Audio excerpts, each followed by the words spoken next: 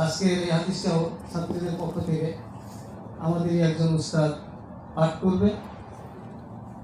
আমি ওই হাদিসের উপর দু চারটি কথা আলোচনা করে মূলত সকলকে নিয়ে দোয়ার মাধ্যমে আমাদের এই শিক্ষার্থীদের বিদায় দেওয়া, এটা আমাদের প্রধানতম কাজ। ইনশাআল্লাহ দোয়ার মাধ্যমে আমাদের অনুষ্ঠান শেষ হবে। বিসমিল্লাহির রহমানির রহিম। আলহামদুলিল্লাহি রাব্বিল আলামিন ওয়াল আকিবাতু লিল মুত্তাকিন ওয়াসসালাতু ওয়াসসালামু আলা রাসূলিহিল কারীম মুহাম্মাদিন ওয়া আলা আলিহি ওয়া আসহাবিহি আজমাইন ওয়া মান তাবি'আহুম বিইহসানিন ইলা ইয়াউমিদ্দিন। আম্মা বা'দু ফাইন্না আসদাকাল হাদীসি কিতাবুল্লাহ وأحسن الهدي هدي محمد صلى الله عليه وسلم وخير الأمور عوازمها وشر الأمور محدثاتها وكل محدثة بدعة وكل بدعة ضلالة وكل ضلالة في النار. قلنا حدثنا أستاذنا الشفيق والشيخ المكرم المفتي أشرف الزمان بارك الله في حياته الطيبة. قال حدثنا الداعية الكبير والمحدث الجليل والمجاهد الباسل شيخ الحديث العلامة عزيز الحق نور الله مرقده وجعل الجنة مثواه. قال حدثنا المحدث الناقد العلام الشيخ ظفر أحمد العثماني رحمه الله. قال حدثنا الفقيه الداعية الكبير الشيخ أشرف علي الثانوي. قال حدثنا المحدث الكبير الشيخ يعقوب النانتوي. قال حدثنا الشيخ الشاه عبد الغني المجددي الحنفي. قال حدثنا الشيخ أبو سليمان محمد إسحاق الدهلوي. قال حدثنا الشيخ الشاه عبد العزيز المحدث الدهلوي.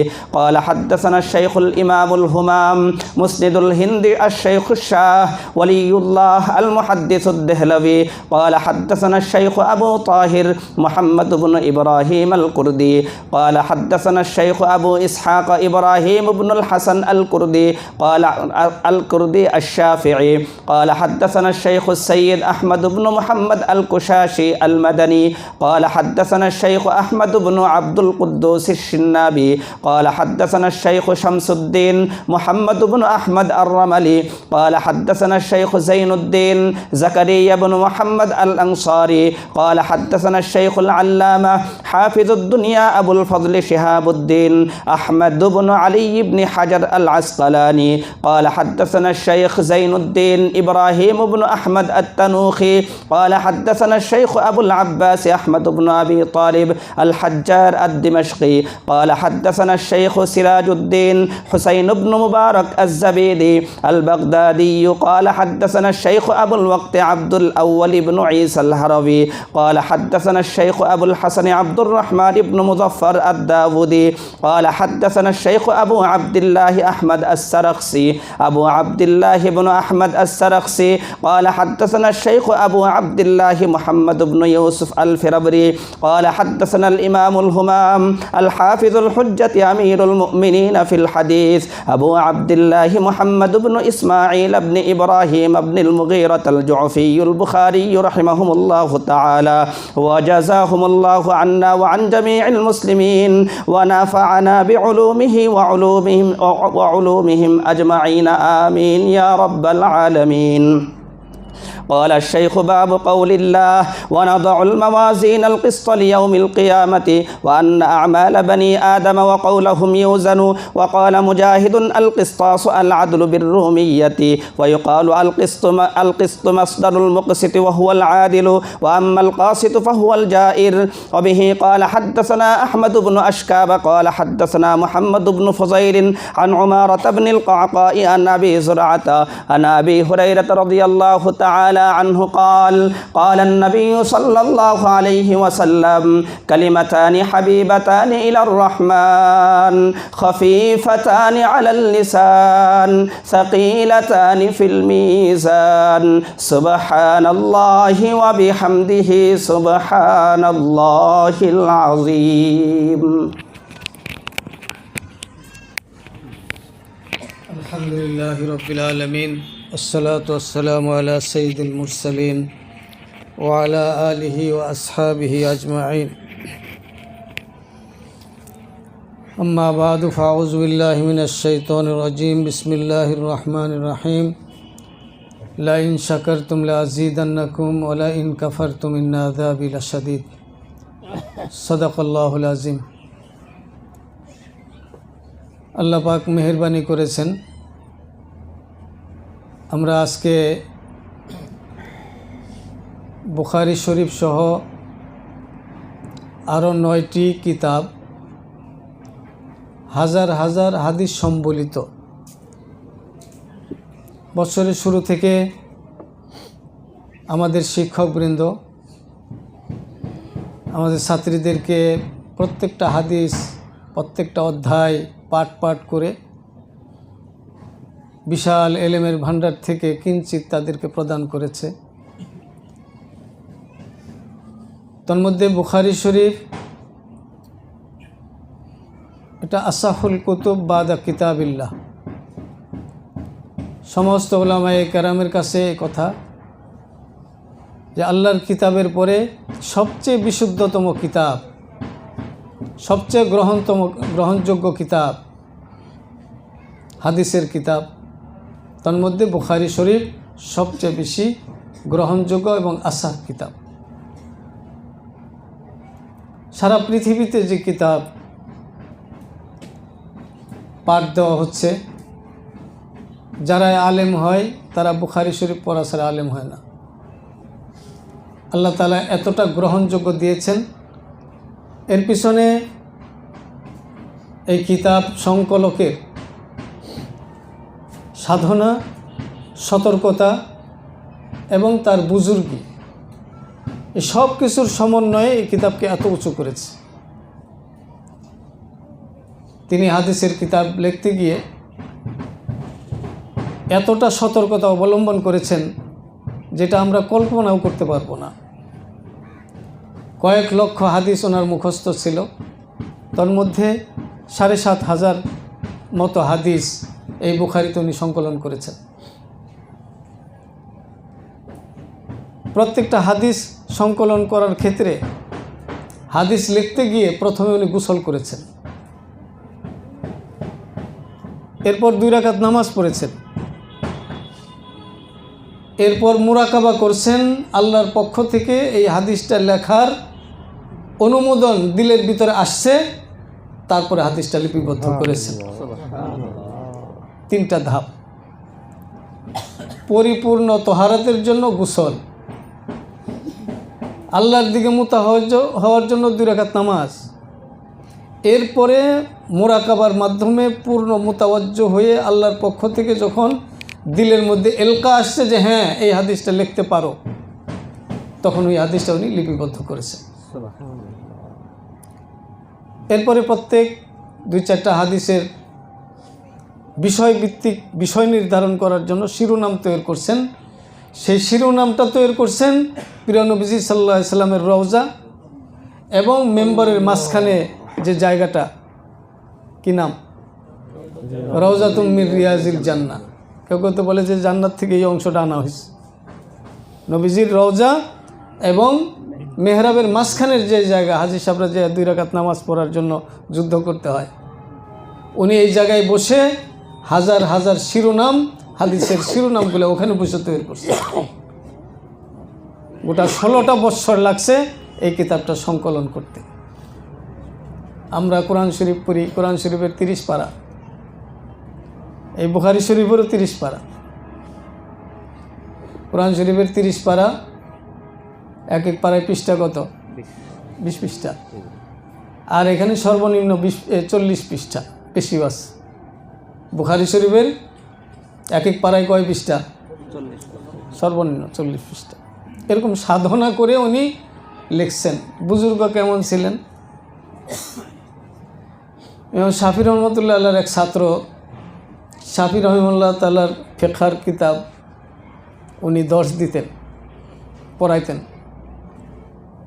দীর্ঘ জীবনের দীর্ঘ সময় এই কিতাব পড়াইতেন। তো একদিন স্বপ্ন দেখতেছে নবী সাল্লাল্লাহু আলাইহি ওয়াসাল্লাম আসছেন। শাফি রহমতুল্লাহ শাগরেদরে জিজ্ঞাসা করতেছে, কতদিন আর শাফির কিতাব পড়াইবা, আমার কিতাব পড়াইবা না? উনি বলছেন, নবী যে আপনার কিতাব কোনটা?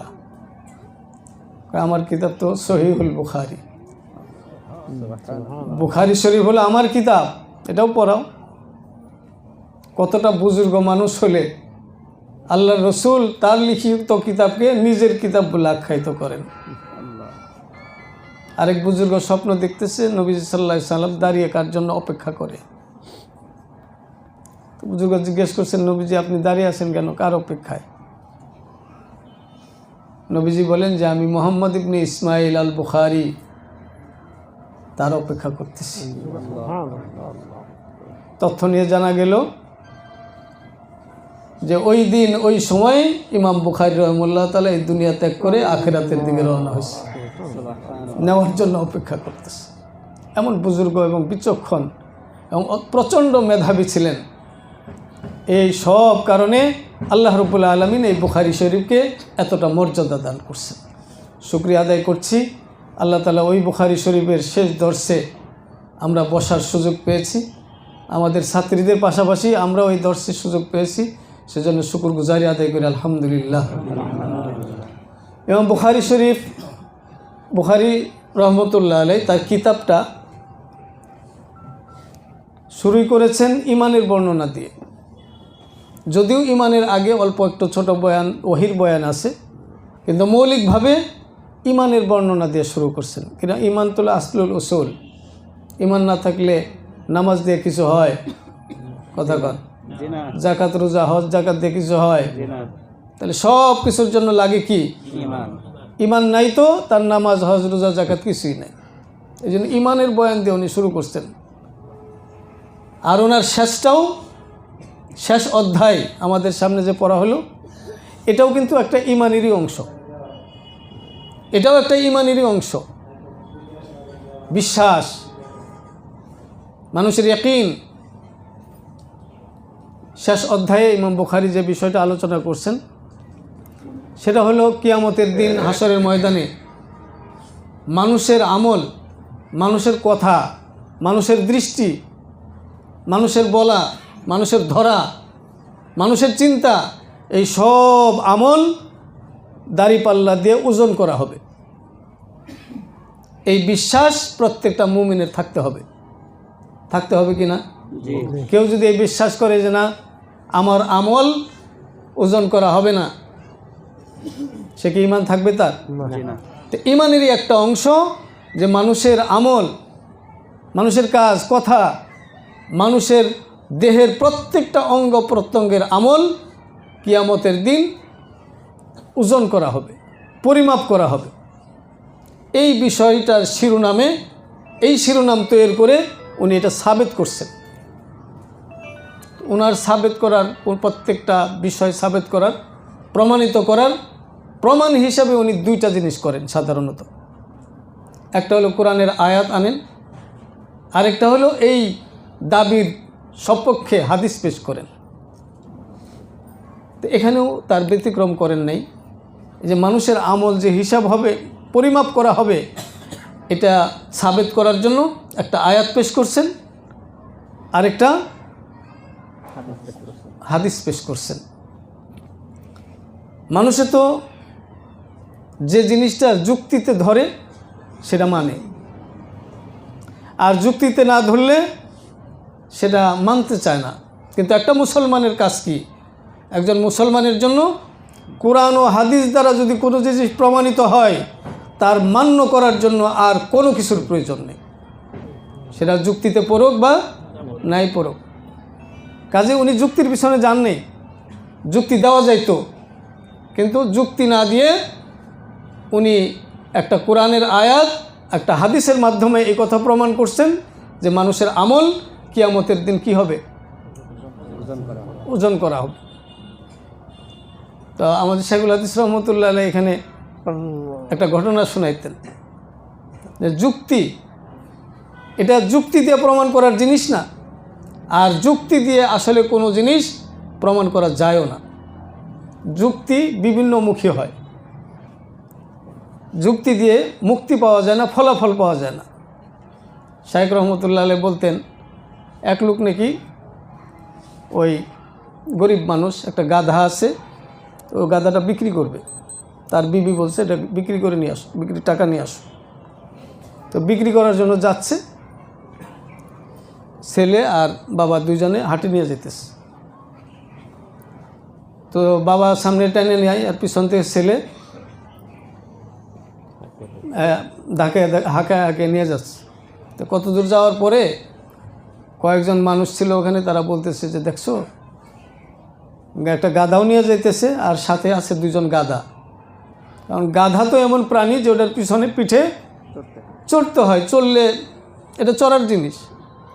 তো একটা গাধা বিক্রি করতে যাইতেছে আর দুই গাধায় দুইজন, একজন টাইনে নিয়ে যেতেছে আরেকজন পিছন থেকে হাঁকায় নিয়ে যেতেছে। একটা যুক্তিসঙ্গত কথা। তো বেটা মনে করলো যে ঠিকই তো, গাধা কি মানুষের হাই টাইম নিয়ে যায় নাকি? আচ্ছা, গাধা উদাহরণ দিলে হয়তো আমরা বুঝবো না। ধরেন একজনে হুন্ডা বিক্রি করতে যাইতেছে, তো হুন্ডা একজনে ধাক্কিয়ে ধাক্কিয়ে নিয়ে যাইতেছে আর পিছনেও আরেকজনে ধাক্কাইতেছে। তখন আমাদের প্রশ্ন জাগবে না যে হুন্ডা কি এরকম ধাক্কিয়ে নেওয়ার জিনিস নাকি? বিক্রি করতে যাচ্ছেন, এটা চালিয়ে নিয়ে যান, দুইজন চড়ে যান। কথা ঠিক না ঠিক? তো এই দুইজনে এখন এই গাধা নিয়ে যেতেছে। যুক্তিতে তো কয় যে তুমি গাধার উপরে উঠাও। তো মানুষ বলতেছে যে একটা গাধা বিক্রি করতেছে আর দুই গাধায় নিয়ে যাইতেছে, কারণ এই গাধার উপরে চড়তে পারতো, তা চড়ে না। তখন বেটাই মনে করলো যে ঠিকই তো কথা। তো এখন সে মুরব্বী মানুষ, সে গাধার উপরে চড়ছে আর ছেলে গাধা হাঁকিয়ে নেওয়া যায়। কত দূর যাওয়ার পরে কয়েকজন বলতেছে দেখছো কেমন নিষ্ঠুর বাবা, নিজে গাধার উপরে চড়ছে আর তার পোলাটারে নিচে হাঁটিয়ে হাঁটিয়ে নিচ্ছে, পোলাই গাধা খেদাই নিয়ে যায়। তখন বেচারা মনে করলো যে এটা তো যৌক্তিক। এটা কি যৌক্তিক না অযৌক্তিক? কথা কন, যৌক্তিক। এখন করছি কি, ঠিক আছে তাহলে আমি নামি, ওই বাচ্চাটারে উঠাইয়া দিয়ে এই বুড়া বেটা গাধা হাঁকিয়ে নিয়ে যায়। কিছু দূর পরে যাওয়ার পরে আরও কিছু মানুষ দেখছে, তারা বলছে দেখছো এই পোলাপান তো এইভাবেই খারাপ বানায় মানুষ। বুড়া মানুষ, আক্কল বুদ্ধি নাই, তার পোলাটারে গাধার উপরে উঠাইছে আর নিজে গাধা হাঁকিয়ে নিয়ে যাইতেছে, এইভাবেই তো পোলাপান খারাপ হয়। এটা কি যৌক্তিক না অযৌক্তিক? যৌক্তিক। এখন কি করবে? দুইজন নাম উঠছিল না, তাও সমস্যা। বাবা উঠছিল, তাও সমস্যা। এখন ছেলেরা উঠাইছে, তাও সমস্যা। পরে করছে কি, দুইজনই গাধার উপরে উঠছে। এখন কি সমস্যা হবে না? না হবে না। এখন আগে সামনে গেছে, এখন কেউ দিকে করতেছে দেখছো কারবার, একটা নিরীহ একটা প্রাণী, দুইজন এটার উপরে উঠে বসছে। যুক্তি হলো নানামুখী, সব দিকে যুক্তি চলে। যুক্তি দিয়ে কোনোদিন মুক্তি পাওয়া যায় না, ফায়সালা হয় না। ফায়সালা হবে মুসলমানের, যে কোনো ফায়সালা হবে কোরআন এবং হাদিস দিয়ে। কোরআন আর হাদিসে যদি আমার বলে যে আমার কথা ওজন করা হবে, আমি বিশ্বাস করব হ্যাঁ আমার কথা ওজন করা হবে। ইমাম বুখারী রাহিমাহুল্লাহ তাআলা এটাই সাবিত করছেন কোরআনের আয়াতের মাধ্যমে এবং একটা হাদিসের মাধ্যমে, যে যা বলছো, যা শুনছো, যা করছো, যা দেখছো, এগুলো সব আমল কিয়ামতের দিন পরিমাপ যন্ত্রে ওজন করা হবে। তার জন্য একটা আয়াত উনি এনেছেন,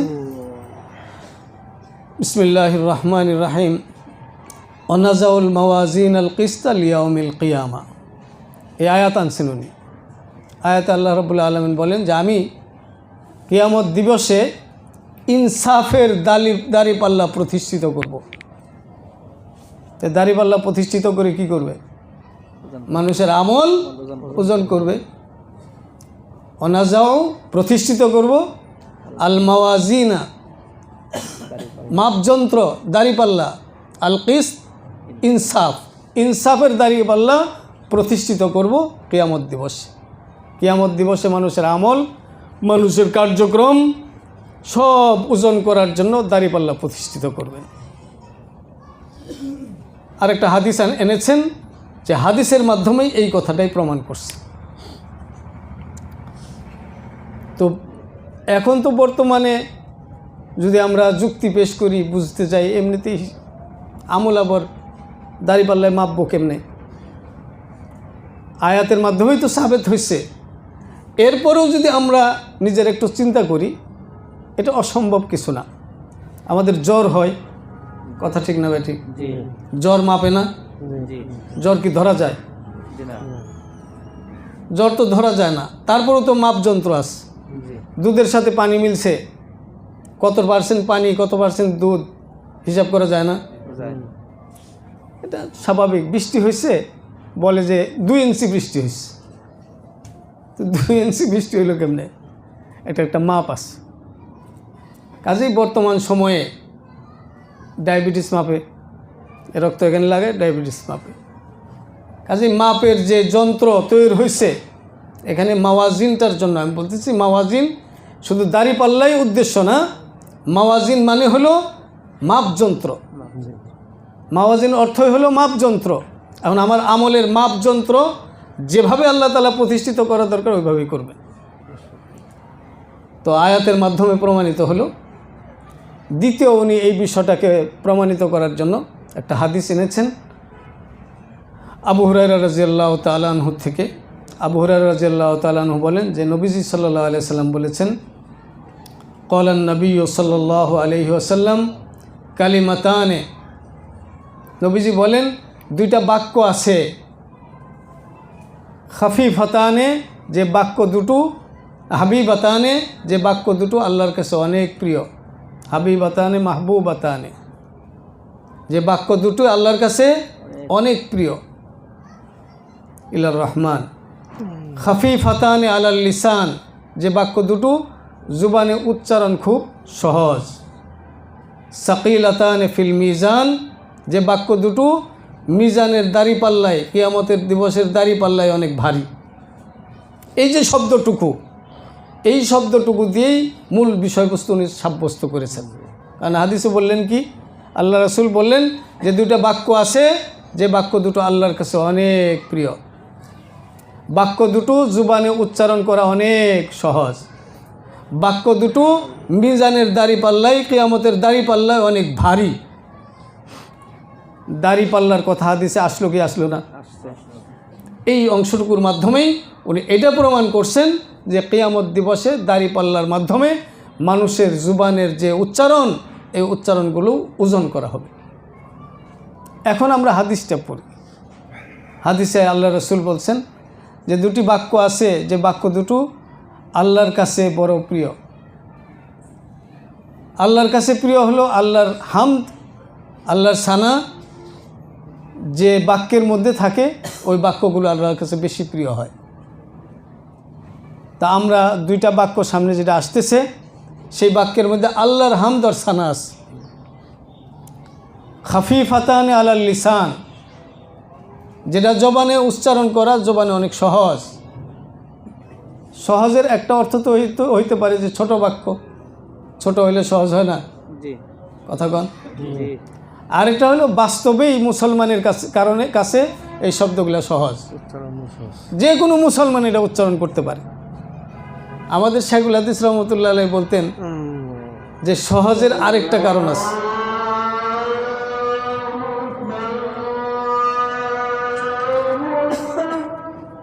Allah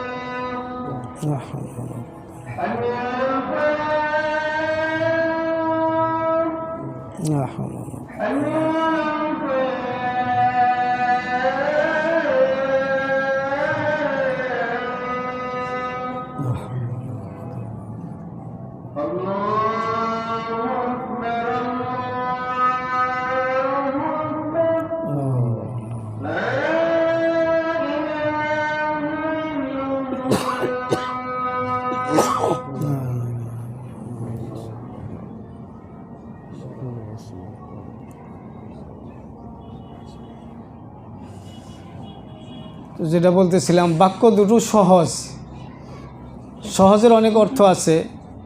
একটা শব্দই ছোট ছোট বাক্য তো এমনি সহজ হয়। আর একটা হলো প্রত্যেক মুসলমান এই শব্দ উচ্চারণ করতে পারে। আমাদের শাইখুল হাদিস রহমতুল্লাহ আলাইহি বলতেন যে বাক্য সহজের আরেকটা অর্থ আছে, যে এই বাক্যের মধ্যে আমরা যারা আলেম ওলামা বা কোরআন শরীফের তেলাওয়াতের ব্যাপারে যারা জানি, সাদিদের কিছু হরফ আছে, কিছু হরফ আছে কি সাদিদ, যেটা উচ্চারণ করা কঠিন। তার মধ্যে কফ আছে, দোয়াদ আছে, শিন আছে, এগুলো উচ্চারণ করা কঠিন। হুজুর বলতেন যে সামনের যে দুইটা বাক্য আসতেছে, ওই দুই বাক্যের মধ্যে সাদিদের কোনো অক্ষর নেই, সিদ্ধতের কোনো অক্ষর নেই, সহজ। তাহলে আবু হুরায়রা রাদিয়াল্লাহু তাআলা আনহু বললেন যে নবীজি সাল্লাল্লাহু আলাইহি সাল্লাম বলেছেন দুটি বাক্য এমন আছে যে দুটি বাক্য হাবিবাতান ইলার রহমান, রহমান আল্লাহর কাছে অনেক প্রিয়। খাফিফাতান আলাল লিসান, মুখে উচ্চারণ করা অতি সহজ।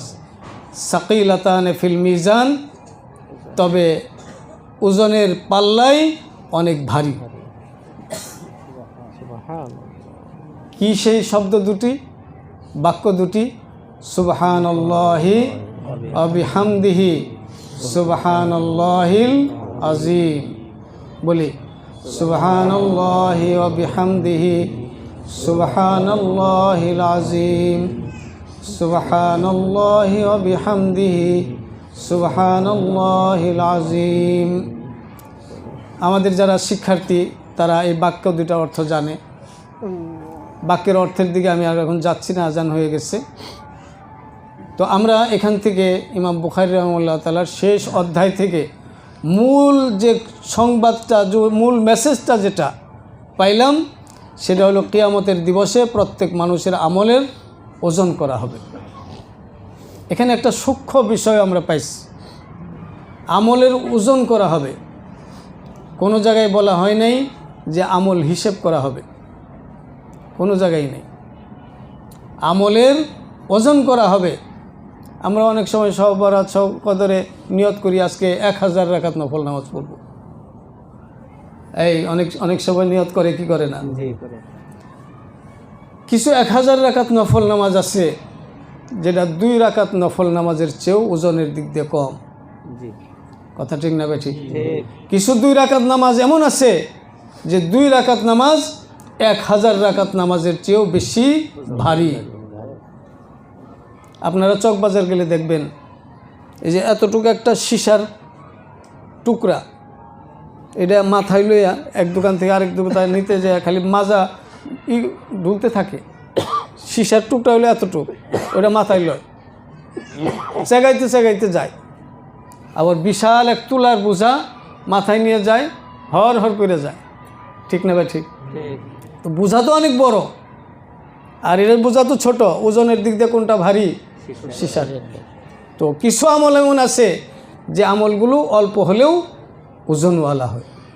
কাজে আমল বাড়ানো মাকসাদ না, বরং আমল ওজনওয়ালা মাকসাদ। মসজিদ নির্মাণ হচ্ছে, মসজিদ নির্মাণের পাশে নির্মাণে একটা বক্স দেওয়া আছে। একজন রিক্সাওয়ালা দেখে মানুষ হাজার হাজার টাকা দান করে, তার সামর্থ্য নেই, মনটা খুব খারাপ যে আমি দিতে গেলে কয় টাকা দিব। চুপে চাপে দেখে, এদিক ওদিক দেখে কেউ আছে কি না। কেউ অজান্তে নিজের উপার্জিত 10 টাকা ওখানে দিয়ে গোপনে দিয়ে চলে যায় মসজিদ নির্মাণের জন্য। তার এই 10 টাকা আর শিল্পপতি 2 কোটি টাকা দিয়ে মসজিদ বানিয়ে মসজিদের উপরে লিখে দিয়েছে যে এটার সম্পূর্ণ খরচ অমুক দাতা দিয়েছে। একটা নেম প্লেট তৈরি করছে এবং উদ্বোধনের দিন সারা এলাকার মানুষকে গরু খাওয়ায়া উদ্বোধন করছে এবং জানাইছে এই মসজিদ আমি প্রতিষ্ঠিত করেছি। আপনার ইনসাফের সাথে বলেন, ওই 2 কোটি টাকার ওজন বেশি নাকি ওই 10 টাকার ওজন বেশি? ইখলাস। কাজেই ইমাম বুখারী রহমাহুল্লাহ তাআলা এখানে এদিকেও বুঝাইছেন যে আমল গণনা করা হবে না, আমল ওজন করা হবে। আমলকে ওজনওয়ালা বানাও ইখলাসের মাধ্যমে। পাশাপাশি শেষ হাদিসের মাধ্যমে আমরা একটা জিকির পেয়ে গেলাম, যে জিকিরটা মুখে উচ্চারণ সহজ, আল্লাহর কাছে প্রিয়, কিয়ামতের দিবসে এটা ভারী, এটা আমাদের জুবানে চালু করতে পারি। আজকে যে হাদিসটা পড়ে শোনাইছে, সে আমার থেকে নিয়ে বুখারী পর্যন্ত এই হাদিসটা আমি কার কাছে পড়েছি, আমার উস্তাদ কার কাছে পড়েছে, তার উস্তাদ কার কাছে পড়েছে, তার ধারাবাহিকতা কিন্তু বর্ণনা করছে। এবং ইমাম বুখারী তার হাদিসটা গ্রহণ করার ক্ষেত্রে সে কোন সনদের ভিত্তিতে গ্রহণ করছে সেটাও বর্ণনা হয়েছে।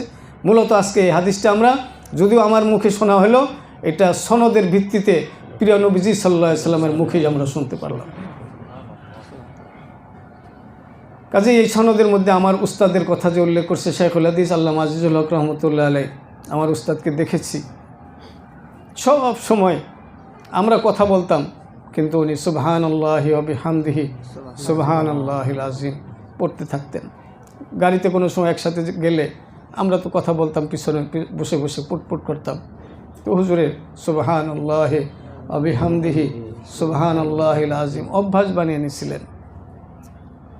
আমার হযরত হাফিজ হুজুর রহমতুল্লাহ আলাইকে আমাদের উলামায়ে কেরাম যারা দেখছেন, মঞ্চে যারা আছেন, সবাই আমার মুরব্বী। তারপর ওনারা হুকুম করছেন বলেই আমি শেষ হাদিসের উপরে কিছু কথা বললাম। ওনারা হাফিজ হুজুর রহমতুল্লাহ আলাইহির সোহবতে অনেকে থাকছেন, ওনারা দেখছেন আমাদের বড়রা এরকম জুবানকে জিকিরের মাধ্যমে চালু করছেন। কিছুদিন প্র্যাকটিস, হুজুর বলতেন যে তোমরা কিছুদিন দেখো, প্রচেষ্টা করো, এরপরে জুবান দিয়ে এমনি বের হয়ে যাবে। বিশেষ করে আমার প্রিয় ছাত্রীদেরকে বলবো, আমার মুরব্বীরা তোমাদেরকে অনেক নসিহত করেছেন, ব্যক্তিগত জীবনে আল্লাহর জিকিরটা জুবানে রাখবা। যেখানেই থাকো না কেন, যে পরিবেশেই থাকো না কেন, জিকির এমন একটা ইবাদত, আল্লাহ রসুল সাল্লাল্লাহু আলাইহি ওয়াসাল্লাম হাদিসে বলছেন যে জিকির হলো এমন ইবাদত, একটা মানুষকে শত্রুরা দৌড়াইতেছে, এই শত্রুরা ধরে ফেলবে তাকে, এই পর্যায়ে সে একটা মজবুত কিল্লার ভিতরে ঢুকে দরজা লাগিয়ে দিলে সে যেরকম নিরাপদ হয়, আল্লাহর বান্দারা যখন জিকিরে মাশগুল থাকে শয়তানের হাত থেকে ওই পরিমাণ নিরাপত্তা অর্জন করতে পারে। এই জন্য জিকির এটা হলো মানুষকে রক্ষা কবচ, শয়তানের হাত থেকে রক্ষা কবচ। এই জন্য এই শেষ হাদিসটার সবক থেকে তোমরা এবং আমরা সবাই এই সবক নিব এবং এটাকে মুখস্থ করে ফেলব, অভ্যাস করব। বিশেষ করে আমার মা বোনেরা যারা আছেন, উপস্থিত আছেন, আপনারা তরকারি করতেছেন, সুবহানাল্লাহি ওয়া বিহামদিহি সুবহানাল্লাহিল আযীম পড়তে থাকেন। একটা কাজ করতেছেন, ঝাড়ু দিচ্ছেন, করতে থাকেন। ঘর মুছতেছেন, করতে থাকেন। আল্লাহ রাব্বুল আলামিন আমাদেরকে তৌফিক দান করেন। সবাই বলি সুবহানাল্লাহি ওয়া বিহামদিহি সুবহানাল্লাহিল আযীম সুবহানাল্লাহি ওয়া বিহামদিহি সুবহানাল্লাহিল আযীম। এর মাধ্যমে আমরা আজকের শেষ সবক এখানেই শেষ করছি। এখন দোয়ার মাধ্যমে আমাদের সময় অল্প আছে, অল্প সময়ে দোয়া হবে, তারপর ইনশাল্লাহ আমরা বিদায় নিতে পারবো। অভিভাবকবৃন্দ যারা আছেন নামাজ মসজিদে পড়তে পারবে, হয়তো 5 মিনিট আছে, দোয়া 2 মিনিট করে দিলে। এখন আমাদের দোয়া করবেন আমাদের অত্র মাদ্রাসার কমিটির সভাপতি, আমাদের বড় ভাই মুরব্বী মৌলানা মঞ্জুরুল হক সাহেব। সংক্ষেপে দোয়া করবেন।